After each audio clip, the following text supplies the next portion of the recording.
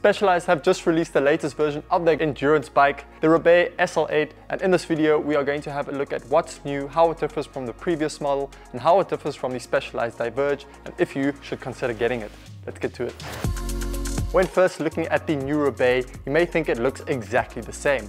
However, a few major changes have been made, and Specialized swear it's the best Roubaix yet, and also lighter, faster, smoother than any endurance road bike ever made.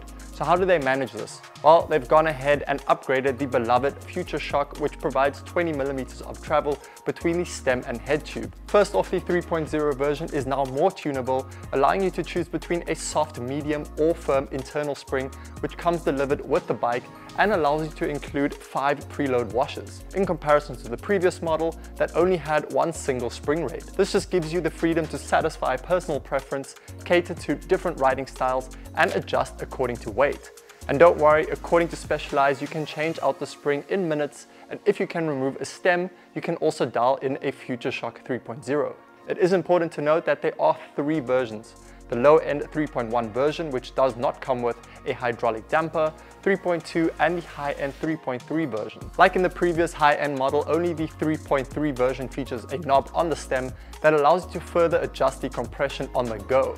However, Specialized has improved the in-saddle adjustability by making the knob slightly grippier and decoupled the rebound damping from the compression damping. This means that the rebound will always remain the same when you adjust the compression, and you'll always have the full amount of travel available regardless of what compression setting you are on. On the older model, if you increase the compression, the rebound would increase with it. Furthermore, they also improved the overall durability by thickening the boot around the Aftershock and including more weather seals to keep the dirt and water out, which is great. And very interesting, the new Aftershock is backward compatible. So if you own one of the previous models like this one over here, you can swap out the Aftershock with the new one. Then to further increase compliance and overall comfort, they have also dropped the seat post clamp 65mm lower than a traditional seat post clamp. This reveals more of the carbon pave seat post and allows it to flex more and optimally to reduce impact or vibration, working very similar to the rear suspension found on the Diverge STR gravel bike, but only offering 18mm of travel. This was also found on the previous model, but now they call it Aftershock technology.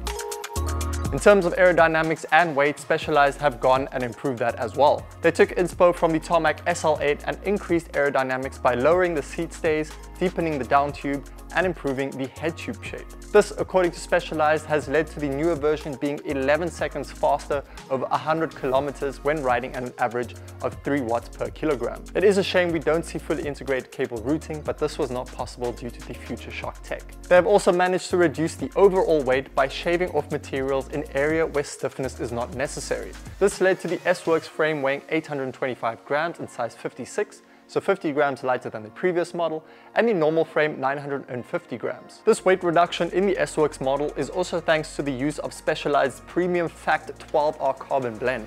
Fully built up, the S-Works model tips the scale at 7.29 kilograms in size 56, which is pretty impressive. 50 grams is not mind-blowing when you consider one medium-sized banana weighs around 150 grams, but weight saved is weight saved, especially considering the new capability features.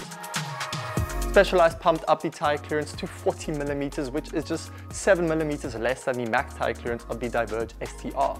This will provide even more comfort and versatility on rougher terrain. Slap on gravel tires and you basically got yourself a gravel bike.